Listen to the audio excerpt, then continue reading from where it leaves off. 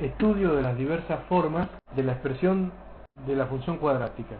En este segundo tramo del apunte de función cuadrática vamos a ver las tres formas de expresión de la función cuadrática, que son la forma general que ya vimos en la presentación anterior, y igual a por x al cuadrado más b por x más c, pero además vamos a ver la forma canónica y la forma factorizada. Primero hacemos un estudio de la familia de parábolas y igual a por x al cuadrado. Vamos a ver cómo el parámetro a, que es el coeficiente cuadrático, determina la forma de la parábola. En este caso, se dice que esta es una familia de parábolas, porque según los valores que tome a, va a determinar una parábola u otra. En realidad habría infinitas parábolas para los infinitos valores reales que pudiera tomar la constante a. Pero lo que es común en esta familia de parábolas es que tanto b como c son iguales a 0, por lo tanto no está ni el término lineal ni el término independiente, y por ello, cuando quiero sacar el vértice de la parábola, tengo que hacer x del vértice menos b sobre 2a, que sería menos b, que vale 0, dividido 2 por a. A no puede ser 0, porque si no, no sería una función cuadrática, y por lo tanto quedaría 0 la x del vértice. Luego, si quiero sacar la y del vértice, como la f de x del vértice, reemplazo a x por 0, y me va a dar la y del vértice también 0. Por lo tanto, para todas las infinitas parábolas de esta familia, el vértice va a ser el origen de coordenadas 0, 0, como podemos ver en todas las ilustraciones presentes. La parábola más típica es la y igual x al cuadrado en azul, con las ramas creciendo hacia arriba y un mínimo en el vértice, en el origen. Podemos ver claramente que cuando x vale 0, 0 al cuadrado 0, cuando x vale 1, 1 al cuadrado también va a dar 1 de y, y cuando x vale 2, 2 al cuadrado da 4 de y. Si x vale menos 1, menos 1 al cuadrado también es 1, y menos 2 al cuadrado también es más 4, y queda la parábola, como digo, que está en color azul. Ahora, si el coeficiente a vale 2, entonces vemos que es la curva roja y es más abrupto el crecimiento de la parábola después del 0 y también el decrecimiento antes del 0. La parábola es más cerradita con respecto a las ramas que están más cerca del eje y. Podemos ver que si x vale 1, 1 al cuadrado es 1, por 2, 2, y la parábola va más arriba, podríamos decir, que el trazo en azul. Y si a vale 1 medio, que es menos que 1, vemos que el trazo en verde, la parábola está más abierta, las dos ramas están más abiertas. Si x vale 2, por ejemplo, 2 al cuadrado es 4, multiplicado por 1 medio queda 2, así que el punto 2, 2 pertenece a la parábola en verde. Y por lo tanto vemos que cuando el a es menor a 1, las ramas también van para arriba, pero son menos abrupta el crecimiento, más suave la curvatura, y cuando el a es mayor a 1 y toma valores mayores todavía, es más abrupta o más aguzada la curva. Pero siempre está el vértice en el origen. Lo mismo ocurre si el coeficiente a es negativo. Observamos en las tres curvas que están en la parte inferior de la gráfica, que las ramas van para abajo, la azul igual menos x cuadrado. Ahí tengamos en cuenta que ese menos es en realidad un menos 1, que está multiplicando a x al cuadrado, por lo tanto el menos no se eleva al cuadrado, y cuando x toma el valor 2, por ejemplo, 2 al cuadrado es 4, y el resultado quedaría menos 4 para el valor de y, porque el menos, como vuelvo a repetir, no se tiene que elevar al cuadrado. Es el coeficiente a que multiplica a la x al cuadrado. Por eso las ramas van para abajo. Si x vale menos 2 al cuadrado es más 4, con el menos adelante otra vez da menos 4. De la misma forma podemos ver que si el a es negativo, pero de mayor módulo, por ejemplo menos 2, igual a menos 2x al cuadrado, es similar a la que está en rojo, 2x al cuadrado en la parte superior, solamente que rebatida hacia abajo, y las ramas también van para abajo. Lo mismo ocurre con y igual a menos 1 medio de x al cuadrado, con el a ahora negativo pero menor en módulo que 1, las ramas son más abiertas. Así que podríamos resumir en esto, que el coeficiente principal a de la función cuadrática determina la forma de la parábola. Si es positivo, las ramas van para arriba; si a es negativo, las ramas van para abajo, pero además su valor absoluto indica si es más cerrada o más abierta, o sea que es el único parámetro que tiene que ver con la forma de la parábola. Ahora, B y C vamos a ver que tienen que ver con desplazamientos de la parábola, pero no influyen en la forma de la misma. En esta diapositiva vemos la forma canónica de la función cuadrática. Vamos a llegar a la forma canónica de la función cuadrática y para ello lo que haremos va a ser lo siguiente. Tenemos los ejes X e Y en negro, que son los ejes principales, y una parábola en trazo azul, y quiero ver cuál es la ecuación de esa parábola con respecto a los ejes principales que están en negro. Como vemos, no está centrada en no tiene vértice la parábola en el origen de coordenadas. Pero lo que voy a hacer es tomar un sistema de referencias auxiliar X' e Y' que están en color rojo, de manera tal, como vemos ahí, que el eje X' sea paralelo al eje X y el Y' paralelo al eje Y. También son dos ejes perpendiculares, y lo que vemos es que un punto P cualquiera de esa parábola con respecto al sistema auxiliar de coordenadas X' e Y' corresponde al par ordenado X', Y', que está en rojo ahí, y por lo tanto corresponde a los segmentos marcados con flechitas en rojo, X' e Y', la abscisa y la ordenada con respecto al sistema auxiliar. Pero me interesa más las coordenadas X e Y que están en negro de ese punto P. Las coordenadas X y Y del punto P son la X y la Y que vemos acotadas en azul en la parte inferior y en el extremo de la izquierda del dibujo. O sea que el punto P tiene coordenada X', Y' respecto al sistema prima, podríamos decir así, pero coordenada X e Y respecto del sistema principal en negro. Como yo ya vi en la diapositiva anterior que una parábola, cuando tiene vértice en el origen, tiene la forma igual a A por X al cuadrado, podría decir que con respecto al sistema auxiliar de coordenadas X' e Y', la parábola mostrada tiene la forma Y' igual a A por X' al cuadrado. Y ahí observamos cómo es la forma, digamos, de que esa ecuación es totalmente válida, como ya analizamos en la diapositiva anterior, para una parábola con vértice en el origen del sistema, en este caso el sistema auxiliar, que es el sistema prima. Pero mirando el dibujo, observo que X', flechita horizontal en rojo, es la diferencia entre X menos X del vértice, que son las dos otras flechas horizontales que tiene el dibujo. X menos X del vértice es X', y de la misma manera observo que Y', flechita vertical en rojo, también es la diferencia entre Y menos la Y del vértice, que son las dos verticales en azul que están a la izquierda del dibujo. Entonces, si reemplazo en la expresión anterior Y' por Y menos Y del vértice y X' por X menos X del vértice, me queda Y menos Y del vértice igual a A por X menos X del vértice al cuadrado. Ahí está una primera forma canónica de la expresión de la parábola. Ahora, si generalmente se despeja la Y para obtener la forma canónica y a su vez explícita de la ecuación de la parábola, la Y del vértice que está negativa en el primer miembro pasa sumando al segundo y queda la última de las fórmulas, que está recuadrada de fondo amarillo, que es Y igual a A por X menos X del vértice al cuadrado más Y del vértice. Esa es la forma canónica de la ecuación de la función cuadrática.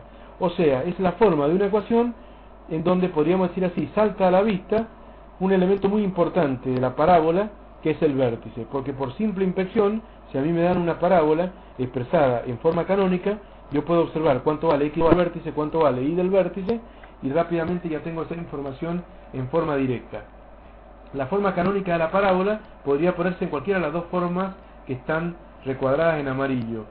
Yo prefiero la primera porque es más simétrica, Y menos la Y del vértice igual a A por X menos la X del vértice al cuadrado, y en ese caso me doy cuenta que las dos coordenadas del vértice aparecerán en la fórmula con los signos cambiados o con un menos adelante, pero en general en los pre y en la facultad en general trabajan más con la última, que es la forma explícita, con el I sub B positivo en el segundo miembro, y ahí hay que tener cuidado porque cuando me dan la parábola de esa manera tengo que recordar que la X del vértice está precedida por un signo menos y la Y del vértice no, así que eso plantea una cierta asimetría en cuanto a cómo aparecen las dos coordenadas del vértice.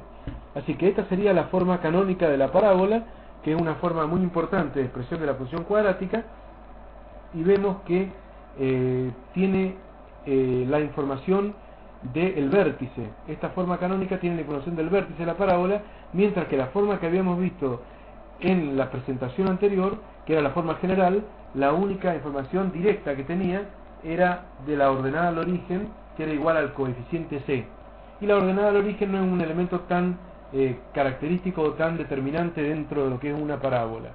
En cambio el vértice lo es más, por eso esta forma es bastante útil para expresar la ecuación cuadrática. Y hay una tercera forma de la ecuación de segundo grado, que es, o de la función cuadrática, que es la forma factorizada.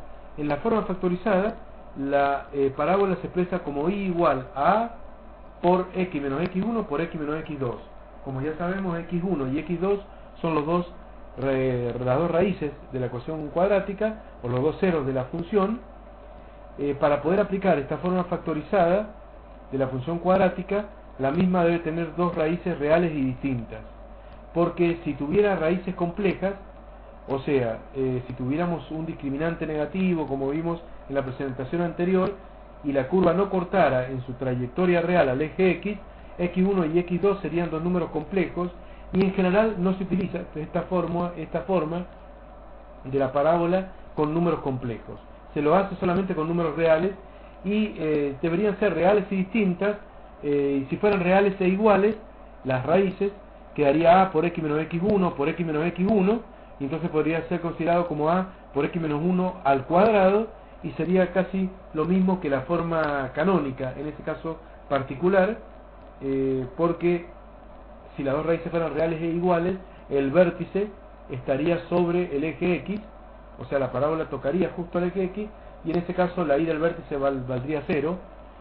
Así que en ese punto se juntaría la forma canónica con la forma factorizada, que coincidirían en la misma expresión. Así que en general la forma canónica la vamos a usar cuando las dos raíces sean reales y distintas para poder representar la parábola. Pero habría que justificar un poco más esto, y lo haríamos diciendo lo siguiente. Nosotros podemos ver que si hacemos la distributiva entre x menos x1 por x menos x2, recordemos que x1 y x2 son dos números reales, y a también es un número real, hacemos la distributiva y luego multiplicamos por a, me va a quedar un polinomio de segundo grado, porque cuando haga x por x va a quedar x cuadrado, luego vamos a tener un término lineal en x, y otro término que también va a ser lineal en x, y el otro independiente, así que me va a quedar un polinomio de segundo grado, cuyo coeficiente principal va a ser a, o sea que voy a tener una parábola y con la misma forma, porque recordemos que explicamos al comienzo de esta presentación que el factor a define la forma de la curva, y además x1 y x2 son sus raíces. Eso lo notamos claramente porque si reemplazamos a x por x1, el valor de y va a dar 0. Por ejemplo, si reemplazo x por x1, voy a tener y igual a por x1 menos x1 por x1 menos x2. x1 menos x2 podría valer cualquier cosa, pero x1 menos x1 vale 0, multiplicado por a y multiplicado por cualquier cosa va a dar 0, y por lo tanto para x igual a x1 y va a valer 0. Lo mismo se puede decir para x igual a x2. Si x es igual a x2, y va a quedar igual a por x2 menos x1 por x2 menos x2, y ese x2 menos x2 va a valer 0 y me va a mandar todo el producto a 0.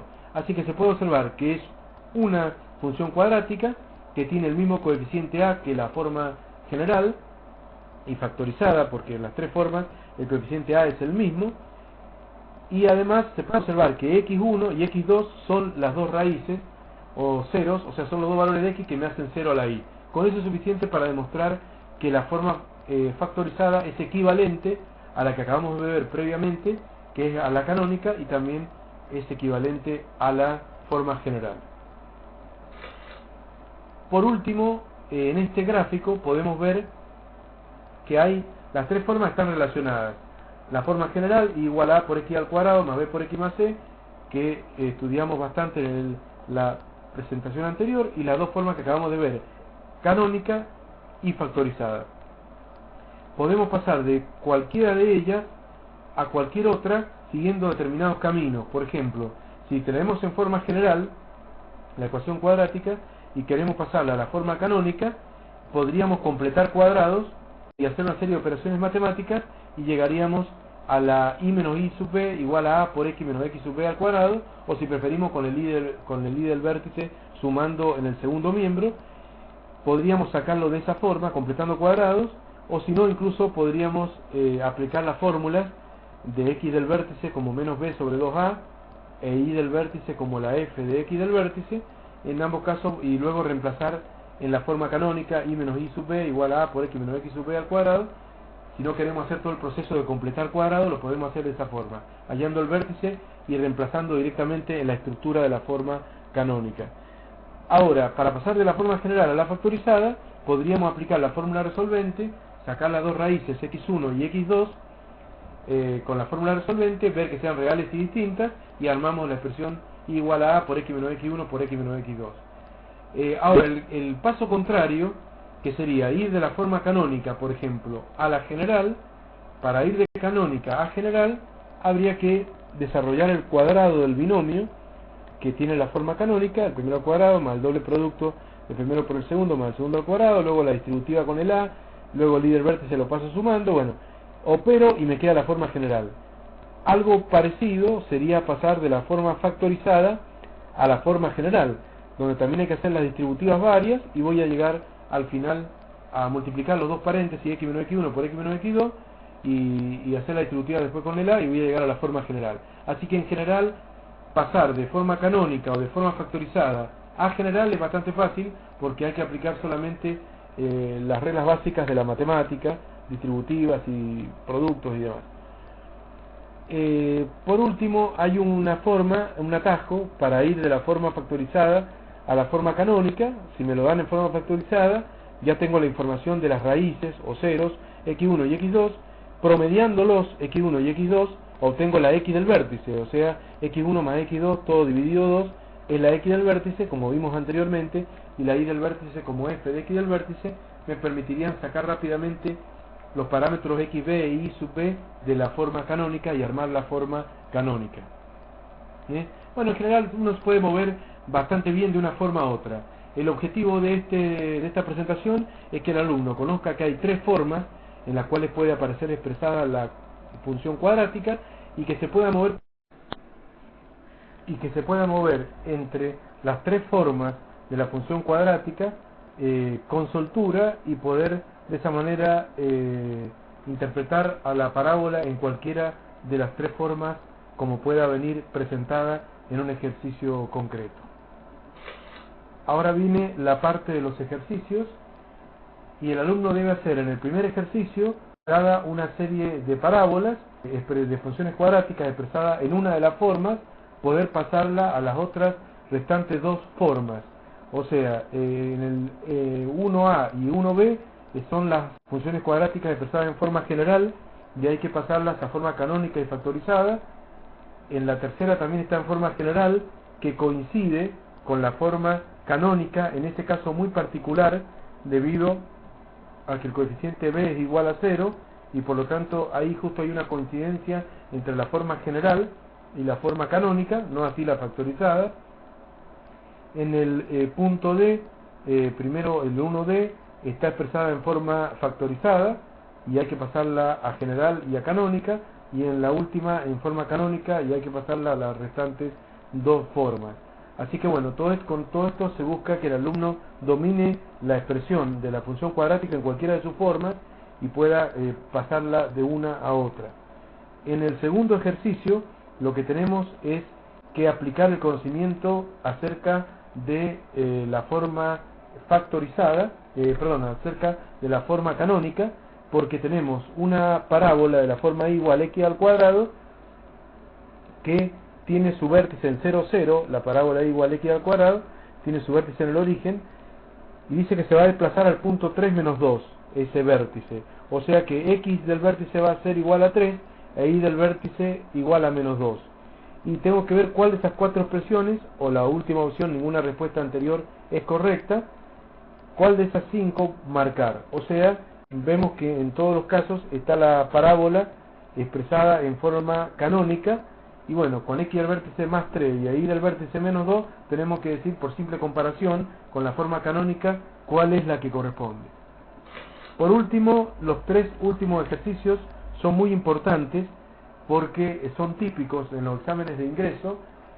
Tenemos ecuaciones cuadráticas en las cuales hay un coeficiente que no está determinado porque hay una constante o parámetro. En el ejercicio 3 tenemos que la ecuación que vemos ahí implica que el coeficiente A vale 2m, el coeficiente B vale menos 4 y C vale 1.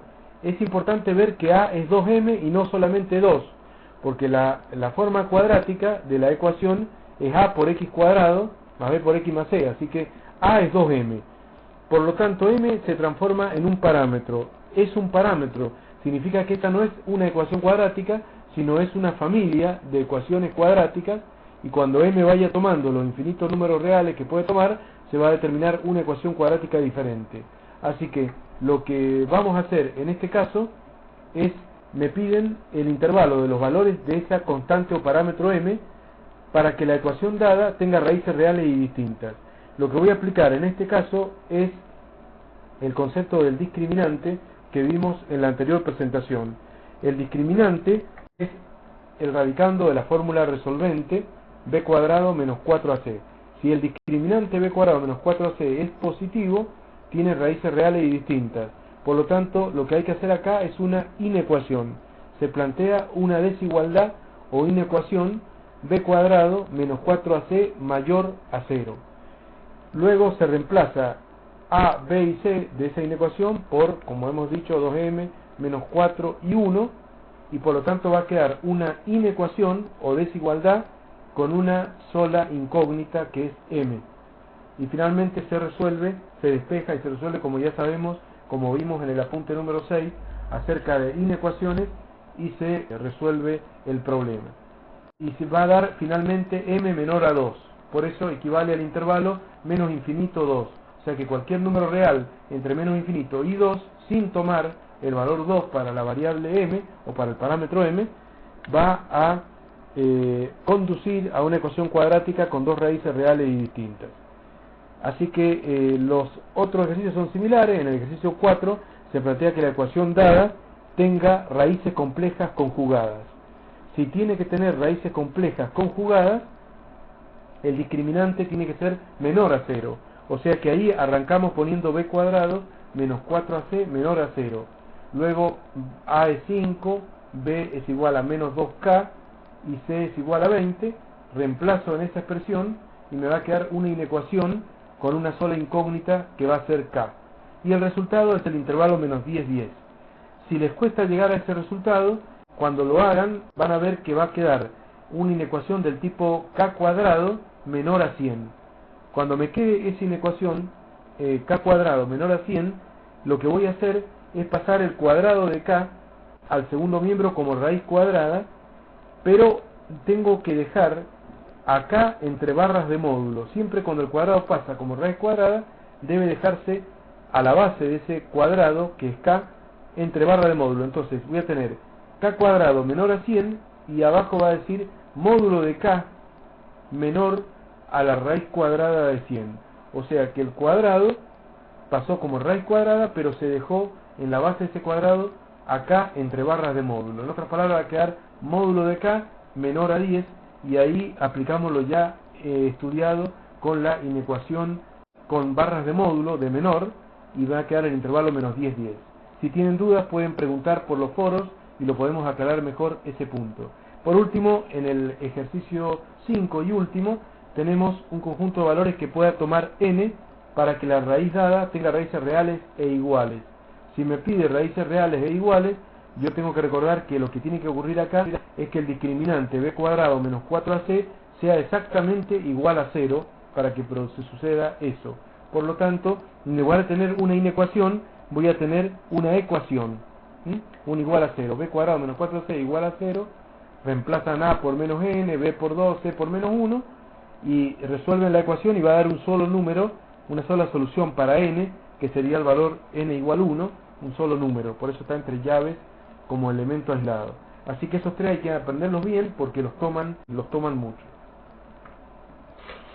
Aquí terminamos la segunda presentación acerca de la función cuadrática.